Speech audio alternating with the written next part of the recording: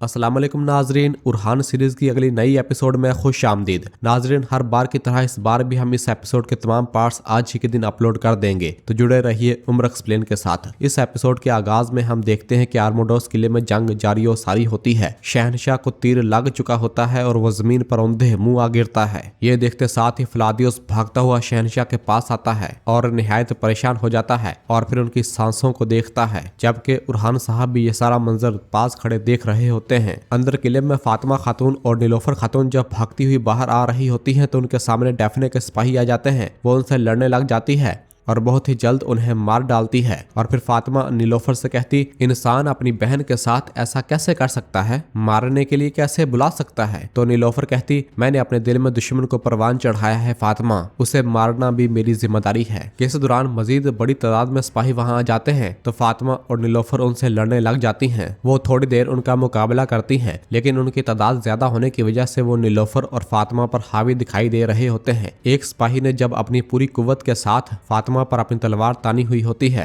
तो इस दौरान यगीत वहां आ जाता है और अपना खंजर उसकी गर्दन में घोंप देता है और उसे मौत के घाट उतार देता है। जबकि इधर नीलोफर भी उस सिपाही का काम तमाम कर देती है। और फिर सबको मारने के बाद यगीत फातिमा से पूछता, फातिमा खातून क्या आप ठीक हैं? फातिमा कहती, तुमने मेरी जान बचाई, शुक्रिया, मैं ठीक हूँ। यगीत कहता, शुक्र है कि हम पहुंच आए। और फिर नीलोफर कहती, चलो उरहान साहब के पास पहुंचते हैं, चलो। और फिर सब वहां से बाहर की जानब आते हैं, जबकि किले की दूसरी जानब अब्दुर्रहमान, बालाबान, दुमरुल और बाकी तमाम काई सिपाही भी बहादुरी के साथ उन डैफने के सिपाहियों का काम तमाम कर रहे होते हैं और उन सबको एक एक करके मौत के घाट उतारा जा रहा होता है। वो थोड़ी देर उनसे लड़ते हैं लेकिन सबको मार डालते हैं। और फिर अब्दुर्रहमान, दुमरुल और बालाबान से कहता है, नीलोफर को ढूंढो। किसी दौरान मजीद सिपाही वहां आ जाते हैं और उन्हें घेर लेते हैं, जिन्हें देखते हुए दुमरुल पूछता, हम इन खबीसों का क्या करेंगे? तो अब्दुर्रहमान कहता, वो सब मेरे हैं। और फिर बालाबान मुस्तफा से कहता, मुस्तफा इस पागल आदमी के साथ रहो, चलो। और फिर हरस्तियों यानी मुस्तफा अब्दुर्रहमान के साथ, जबकि बाकी सब नीलोफर और फातिमा खातून को ढूंढने के लिए दूसरी जानब जाते हैं। जबकि इधर हरस्तियों यानी मुस्तफा और अब्दुर्रहमान उनसे लड़ने लग जाते हैं और बहादुरी के साथ उनका मुकाबला करते हुए सबको एक एक करके मौत के घाट उतारना शुरू कर देते हैं। उन सब को मारने के बाद वो बाहर उरहान साहब की जानब भागते हैं। जबकि इधर नीलोफर, फातिमा खातून, यगीत जब भागते हुए बाहर की जानब आ रहे होते हैं तो उनके सामने मजीद बड़ी तादाद में सिपाही आ जाते हैं और उन्हें घेर लेते हैं। उन्हें देखते हुए फातिमा कहती, जानबाजाना बर्ताव करने के लिए ये दुरुस्त वक्त नहीं है यगीत साहब। नीलोफर कहती, हमें साथ रहना चाहिए, हम इस जगह को साथ छोड़ेंगे। और फिर यगीत उन पर हमलावर हो जाता है। इस दौरान दुमरुल और बालाबान भागते हुए वहां पहुंच जाते हैं और कहते हैं, हम आ गए हैं नीलोफर खातून, और आते साथ ही उन्हें काटना शुरू कर देते हैं। और इस तरह यहाँ एक बार फिर थोड़ी देर लड़ाई जारी और सारी रहती है। यगीत बहादुरी का मुजाहरा करते हुए बहुत से काफरों को मौत के घाट उतार देता है, जबकि दुमरुल भी अपनी आबोताब के साथ तलवार चला रहा होता है।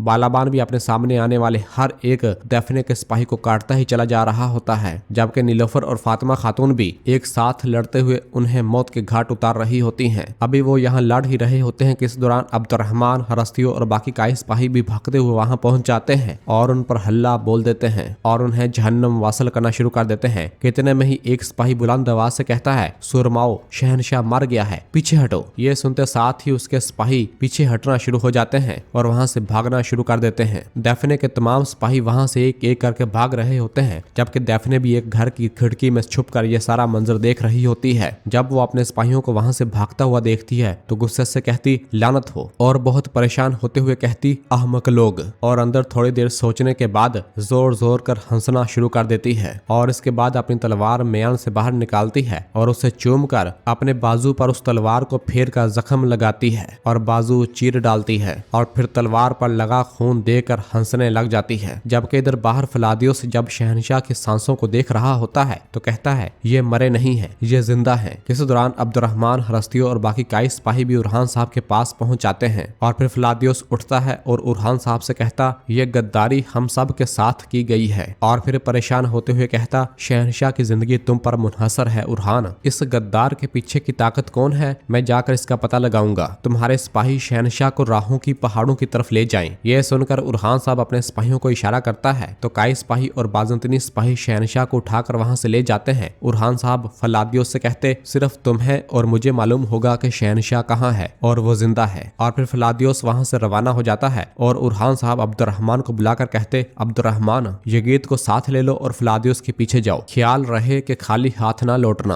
और फिर अब्दुर्रहमान भी फलादियोस के पीछे रवाना हो जाता है। जबकि उरहान साहब दैफने के आदमी की लाश को देखते हैं जिसकी गर्दन पर भी उसी तरह का निशान होता है जिस निशान के बारे में उन्हें अब्दुर्रहमान ने बताया था कि सगोत में भी उसी तरह के मशकूक लोगों का सामना किया गया है और उनकी गर्दन पर यही अलामत थी और उन्होंने हम पर हमला किया। जबकि उधर नीलोफर जब डैफने के आदमियों से लड़ रही होती है तो एक आदमी पीछे से जब नीलोफर पर हमला करने लगता है तो इस दौरान डैफने अपने खंजर से पीछे से उसे मौत के घाट उतार देती है और नीलोफर की नजर में अच्छी बन जाती है। और फिर डैफने जैसे ही नीलोफर की जानब भागते हुए आने लगती है तो फातिमा कहती, चलो हमें समझाओ, और उसे रास्ते में ही रोक लेती है और उसकी गर्दन पर अपनी तलवार रखते हुए कहती, तुम्हारा दिल शैतान का इतना सख्त पुजारी है कि तुम अपनी बहन तक मार सकती हो, अब तुम्हें मेरे हाथों से कौन बचाएगा। तो डैफने मासूमाना मुंह बनाते हुए नीलोफर की जानब देखते हुए कहती, मैंने कुछ नहीं किया, बहन आप भी मुझ पर यकीन नहीं कर रही हैं। तो नीलोफर पूछती, तुम कहाँ थी। डैफने पूछती, यकीन नहीं कर रही है ना। तो फातिमा अपनी तलवार डैफने पर मजीद तानते हुए कहती, मुझे जवाब दो। डैफने कहती, मैं आपके पास आ रही थी, फौजियों ने मुझ पर हमला किया, मैं बामुश्किल बच पाई, काश मैं मर जाती। तो नीलोफर पूछती, फिर ये किसने किया। शहनशाह ने। डैफने कहती, मैं नहीं जानती, मुझे खबर नहीं है, मैं अपनी माँ की कसम खाती हूँ, मुझे खबर नहीं है। और फिर इसी दौरान नीलोफर की नजर डैफने के बाजू पर पड़ती है जहाँ से खून निकल रहा होता है। उसे देखते हुए नीलोफर पूछती, तुम जख्मी हो। और डैफने अपनी आंखों में झूठे मूठे आंसू ले आती है और फिर नीलोफर फातिमा से कहती, फातिमा अपनी तलवार नीचे करो। जब फातिमा नहीं करती तो नीलोफर गुस्से से कहती, फातिमा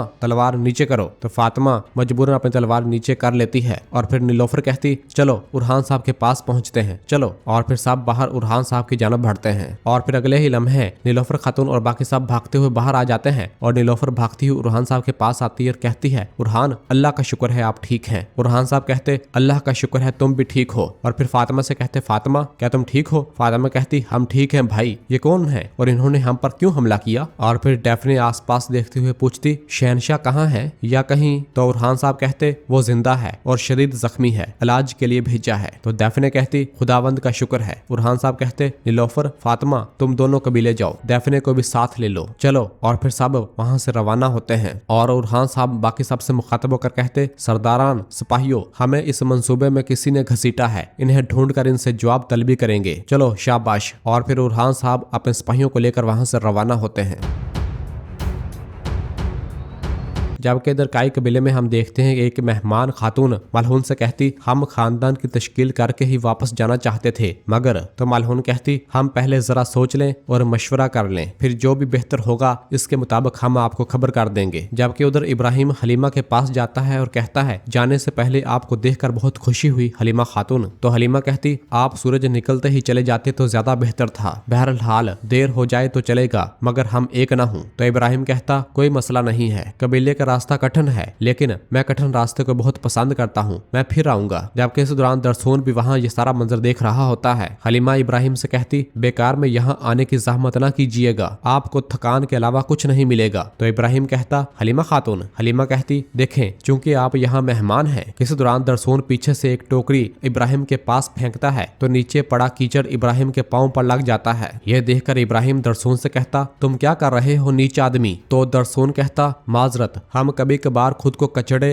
और कीचड़ से नहीं बचा पाते। तो इब्राहिम कहता, क्या इस तरह तुम अपनी बेवकूफी पर पर्दा डालते हो अहमक आदमी। और फिर कहता है, मैं तुम्हें कहीं से जानता हूँ लेकिन। तो दरसून कहता, कहा जाता है कि इंसान एक दूसरे के साथ ममासलत रखते हैं लेकिन मैं तुम्हें नहीं जानता। तो इब्राहिम कहता, सतम जरीफी के तुम मुझे जवाब भी दे रहे हो, क्या तुम जानते हो कि मैं कौन हूँ। और गुस्से से आगे बढ़ने लगता है। तो हलीमा कहती, ठीक है, ऐसे हादसात अक्सर व बेशतर होते रहते हैं, आपको तवील सफर तय करना है इब्राहिम साहब, अलविदा। तो इब्राहिम कहता, नहीं, ये नीच लड़का पहले मुझे साफ करेगा। और थोड़ा एक जानब आता है। तो दरसून कहता, अगर तुम कबीले में आते हो तो तुम्हें कचरे और कीचड़ को मद्देनजर रखना चाहिए, लेकिन चूंकि तुम मेहमान हो। और दरसून इब्राहिम के कपड़ों और पाँव को साफ करने लग जाता है। इब्राहिम दरसून को पकड़ते हुए कहता, मैं तुम जैसे बहुत सौ को अपने पैरों तले कुचल दूं, लेकिन तुम हलीमा खातून का शुक्रिया अदा करो। यह सारा मंजर देखकर हलीमा को बहुत गुस्सा आ रहा होता है। दरसून कहता, एक सरदार दिलदारी के बारे में नहीं जानता तो सरदारी को, और बहादुरी के बारे में भी नहीं जानता तो अपनी नस्ल को शर्मिंदा करवाता है। आपके बाबा मेहमद साहब इस बारे में क्या कहेंगे? यह सुनते साथ ही इब्राहिम दरसून का गिरेबान पकड़ते हुए कहता, तुम मुझसे इस तरह कैसे बात कर रहे हो बेगैरत? क्या घोड़े की गंदगी सूंघने की वजह से तुम्हारा दिमाग खराब हो गया है? हाँ।